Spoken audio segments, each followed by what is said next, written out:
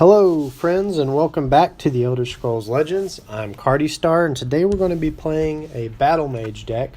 One of the decks actually used by the second place finisher in today's Warp Meta tournament. It's a mid-range deck, which means I'm a little bit more comfortable playing it than a lot of the strong control decks that a lot of top players are playing right now. Matter of fact, the first place finisher in today's tournament was playing heavy control, but this particular mid-range Battlemage deck was successful to an extent. So I've been playing it. I've won about 50% of my games, but I'm also learning the ins and outs. So we're playing Tribunal this turn. I don't think I've played Tribunal yet. We'll go ahead and throw back the Blood Dragon and the Ash Berserker. Keep the Vigilant Ancestor for immediate blocking. Though my opponent is playing control and therefore is probably playing a lot of creature removal. But fortunately, Vigilant Ancestor will require either a Cast into Time or a Piercing Javelin, or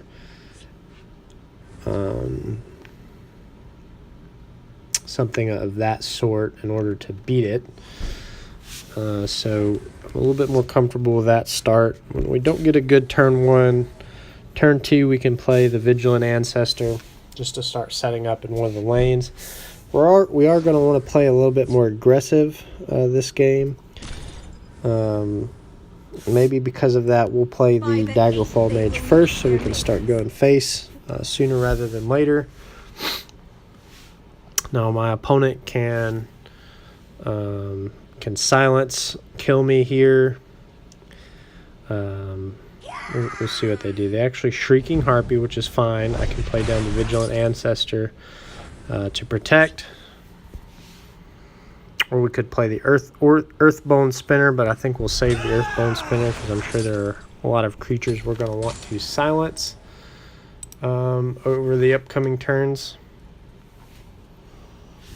We'll see how my opponent responds.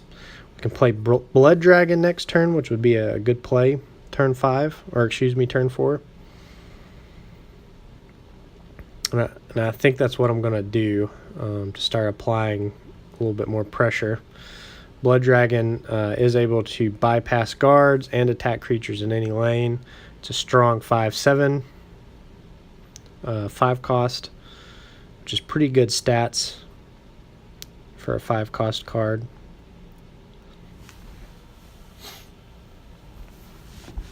Looks like my opponent's trying to decide what they're going to do. They do play Elusive Schemer, which is a decent play. Puts them within range of killing my Vigilant Ancestor. I could silence it. I think that's actually what I'm going to do to continue to protect this field lane. Will not suffer your presence. And that should prevent it from going back into my opponent's deck as 0 cost cards. Not 100% sure, but I hope that's what has happened. It does silence, then do 1 damage, so that should prevent it from going back into the deck. So we do get a silence from a Shadowfen Priest. Not a very big deal. We can actually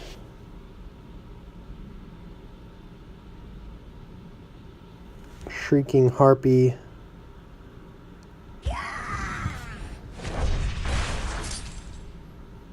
And then the other Vigilant Ancestor. Maybe play the other Vigilant Ancestor into the shadow lane. Go ahead and go face. Start developing both lanes. Try to be as aggressive as possible. So next turn is probably Tel Vos Magister. And then Blood Dragon.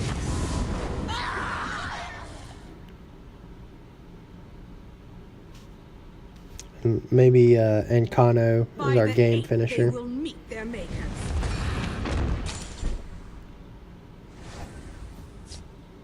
So we could play Blood Blood Dragon Crown Quartermaster here to kill the Shadowfen Priest. I don't know that we want to control in that manner, so I think we'll just play.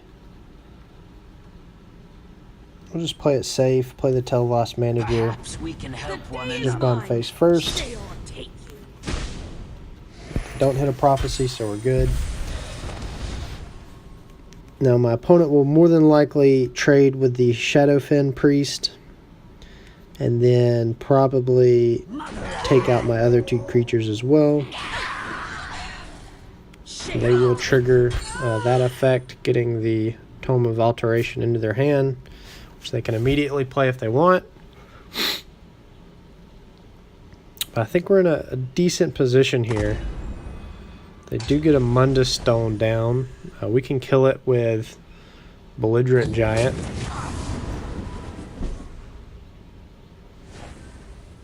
We get a Vigilant Giant.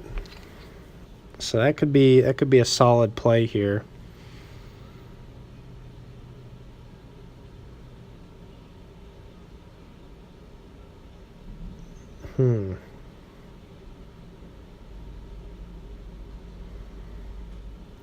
Let's actually go ahead and play the Blood Dragon with the Crown Quartermaster. Equip the Steel Dagger to my Magister. Sorry it had to come to this. And pass the turn. I want to try to maximize my damage output here. If I can manage to keep the Magister and Blood Dragon alive, I win the game with Ancano, which is the reason I went ahead and equipped. They actually kill my Ancano, leaving the Vigilant Giant. I guess that's a 50-50. And they'll actually turn both creatures into shriveled mummies, which is a bit frustrating, but not the end of the world. Sorry it had to come to this. Still going to get them down to 3 damage here, but they do trigger a prophecy, so we might not get that far. Okay, so we lose our guard. I think we go ahead and Magister Shriveled Mummy. So we've got lethal in both lanes. We're forcing my opponent to split their resources